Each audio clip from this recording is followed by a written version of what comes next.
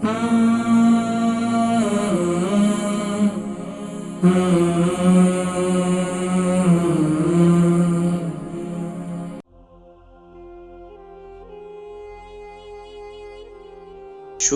इनको 25 साल से है तकरीबन, और हाई ब्लड प्रेशर भी इसी तरह 25 साल से है, और अर्थराइटिस तकरीबन इनको 5 साल से है। जी अस्सलाम वालेकुम।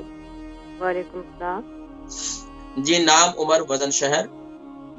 जी मैंने आपसे बात पहले भी की है। मेरी अम्मी जान का मसला है तो उनका नाम फहमीदा बेगम है। कुछ सवालात आपने किए लेकिन वो मेरी कॉल ड्रॉप हो गई थी पिछले प्रोग्राम। अच्छा दोबारा बताइए। सबीदा? फहमीदा बेगम। फहमीदा बेगम। जी फहमीदा बेगम। उम्र कितनी है उनकी?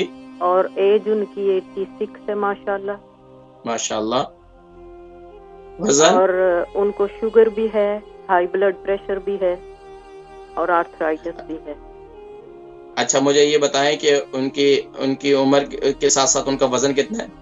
वजन उनका 11 स्टोन है। 11 स्टोन है, ठीक है। अच्छा अभी ये शुगर जो है कितना अरसे से उनको?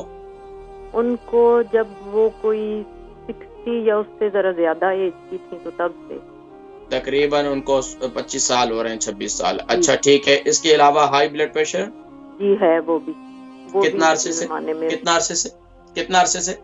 उसी जमाने में कहीं शुरू हुआ है ये। अच्छा ठीक है। और अर्थराइटिस को कितना टाइम हो गया?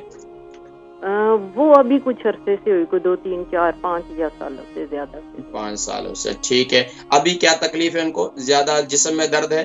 जी जिस्म में थकावट रहती है? बैक में बहुत दर्द होता है, लेकिन उनका सबसे बड़ा मसला ये है कि उनका गला खराब है। आपको याद है मैंने कहा था कि उनको गले की तकलीफ है, जोर लगा के बात करनी पड़ती है।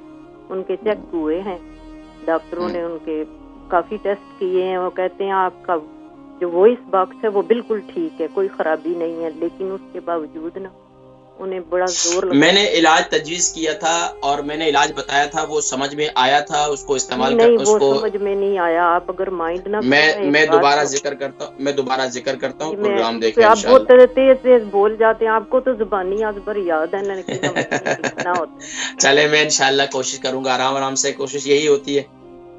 मैं इंशाल्लाह हमारी बहन फहमीदा बेगम है, इनकी उम्र 86 है। हमारी अम्मा जी हैं, इनकी उम्र 86 है और 11 स्टोन इनका वजन है। शुगर इनको 25 साल से है तकरीबन, और हाई ब्लड प्रेशर भी इसी तरह 25 साल से है, और अर्थराइटिस तकरीबन इनको 5 साल से है।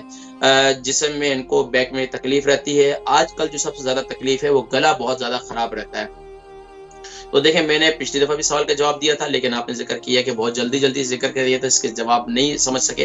तो अभी ये नोट कर लें, मैं अभी जिक्र कर रहा हूँ। एक तो अम्मी जी को आप मेथी दाना पाबंदी से खिलाएं। देखिए हाई ब्लड प्रेशर वाले रात को गीला करें, वो दोनों तरीके से इस्तेमाल करें।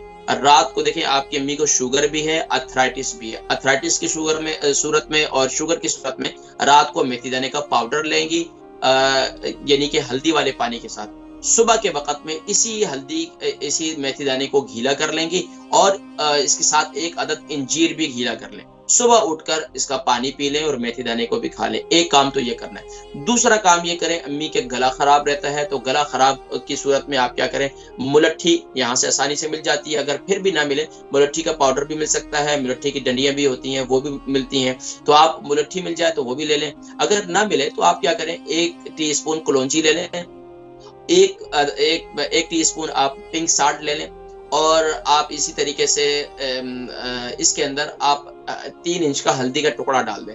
इसका कहवा तैयार कर लें। खूब अच्छी तरीके से इस पानी को उबालें। उबालने के बाद अच्छा इसके अंदर आप तकरीबन ½ टीस्पून इसके अंदर ब्लैक पेपर भी डाल दें। इसको खूब अच्छी तरीके से उबालें। 2 कप पानी डालकर जब 1 कप रह जाए इसको उतार लें और इसके गरारे करवाएं अम्मी को। रात को सोते वक्त इस पानी से गरारे करके अम्मी सो जाए, और सुबह उठकर भी अम्मी इस पानी के गरारे करें। शाम के वक्त भी 3 टाइम में गरारे करें।